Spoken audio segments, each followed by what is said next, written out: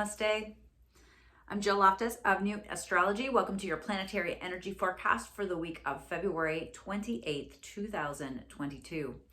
So we begin the week at the end of the month with February wrapping up, and there are so many things happening this week. So I want you to, maybe pause the video and pour yourself a cup of tea and sit down because we have so much to talk about. All right. So first thing I want to point out is that the moon is sweeping through and pretty much hitting everything. Pretty much all of the major players are clustered in the signs of Capricorn, Aquarius, and Pisces, with Uranus hanging out there in Taurus, right? So the moon is going to sweep through this week and hit absolutely all of those power players. And so the moon, of course, amplifies our emotions and our feelings. So people are really going to be in their feels. And when people are in their feels, it means you need to be game on with your patience. Because so many people are puppets to their emotions. And I'm not saying emotions are negative. Emotions are powerful and emotions are beautiful, properly used. But when people are emoting all over the place, it can get really messy. So make sure that you this week, all week, you are using your breath, taking a pause, and try not to be overreactive, okay? Opportunities are presenting themselves, so take advantage of them, all right? This week, I'm going to start out with the moon, on Sunday. Of course, this forecast starts Monday, but Sunday, the moon sweeps through and is going to hit the Venus, the Mars, and the Pluto. Venus, Mars, and Pluto all come together this week, all right? And so Venus and Mars have been traveling together through Capricorn for quite some time now, a remarkable long period of time. And Venus has been a little bit, off her game, but now she is out of shadow. And in fact, all planets are direct. And they have been for a little while, but now all planets are coming out of shadow. We have about 6 weeks of go time, all right? So it's gonna feel fast, it's gonna feel furious. So schedule in some breaks for yourself. Do not max yourself out. Your nervous system will not be able to handle it, all right?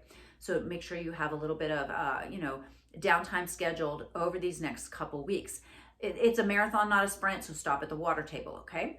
So when these three come together in Capricorn, I really see this amplification, this push to understand what structurally needs to change.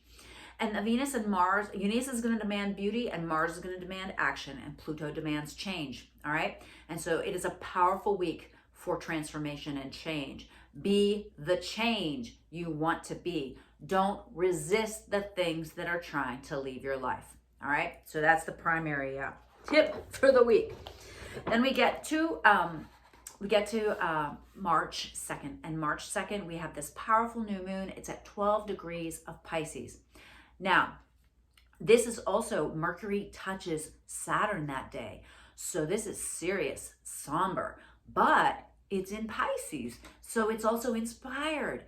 It's all things are possible, all kinds of potential, and there's also a beautiful grand trine in the sky from Jupiter at 14 degrees of Pisces, beaming over to Hygeia at 14 degrees of Scorpio. It's an asteroid, which also beams over to Lilith at 15 degrees of Cancer. I'm really looking at this particular new moon as a wonderful time to think of how you can heal the divine feminine. What healing is there to take place through that merging with what you love and what you're truly passionate about. There's some lovely beams of blessing here. So take this new moon to really set some inspired intentions around wherever Pisces is in your chart. Particularly, if it's your deep subconscious mind, which is what Pisces rules. Pisces, that 12th house also is, and it might not be 12th house for you, right? You got to know your chart. But classically, Pisces rules the 12th house, and the 12th house is things that are hidden, things that happen behind the scenes, right? Where the sausage gets made and nobody knows what happens, right? Big companies, the government, military, all this kinds of stuff. So I'm seeing some hope in this day. The moon also is going to touch the sun and touch Jupiter, right? So new moon, of course, is touching the sun, but it's also going to conjunct Jupiter. And the very next day, Mars That is the day that Mars, Venus, and Pluto precisely come together.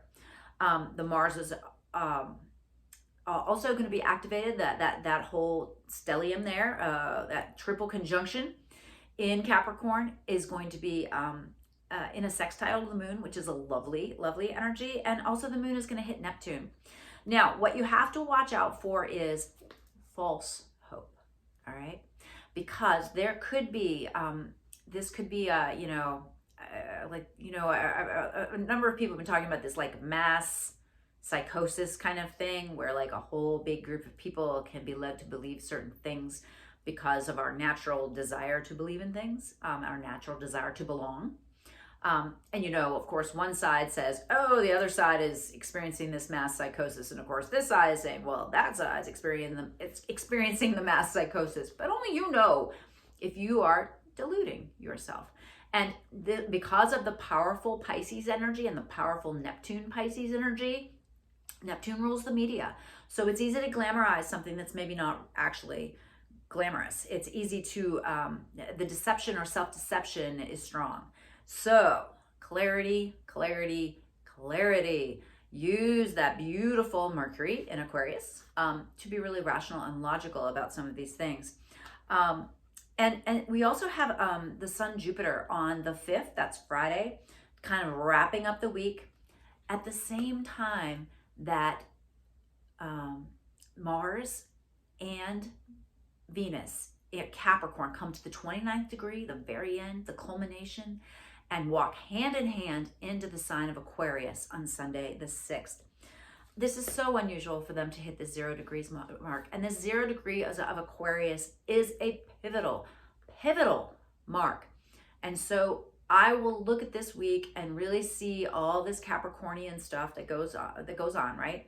And then see Sunday, what symbolically happens Sunday, about how this can be revolutionized.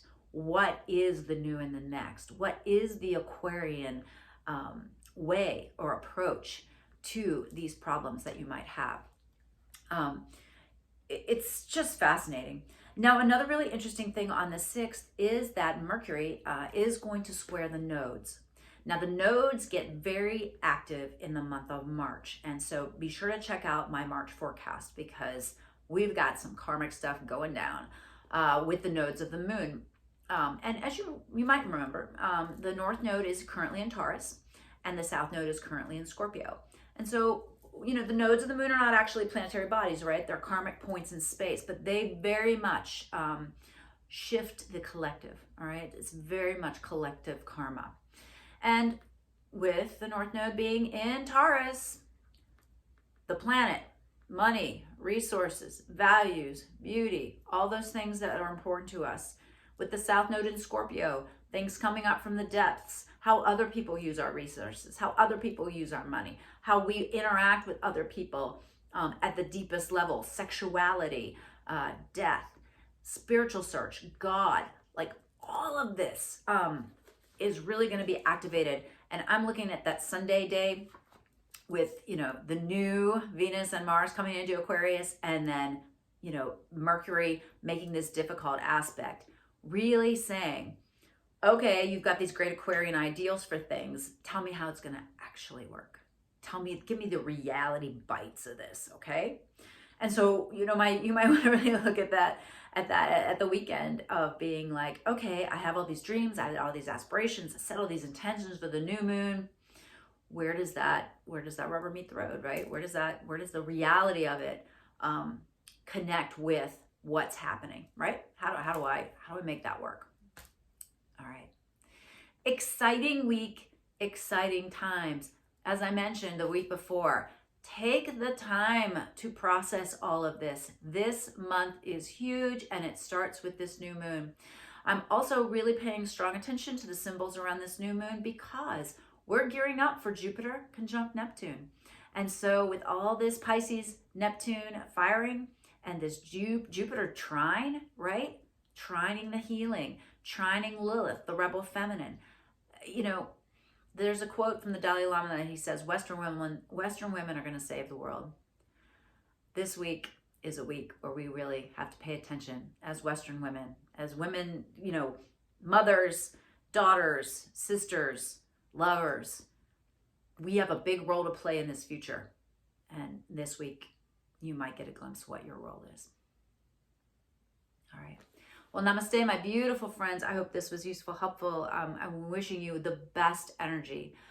Please do check out the March forecast. Hopefully that will be useful and helpful and guide you as you progress through these energies. I'll be with you every week, every month, and I'm rooting for you. I know you're rooting for me too, and I appreciate that. All right. Namaste. If this was useful, helpful, please share the video. Please help, people find out about the channel. Guide them to my website, the blog, all that good stuff. It helps me to make the time for producing content and encourages me. So, all right. Namaste.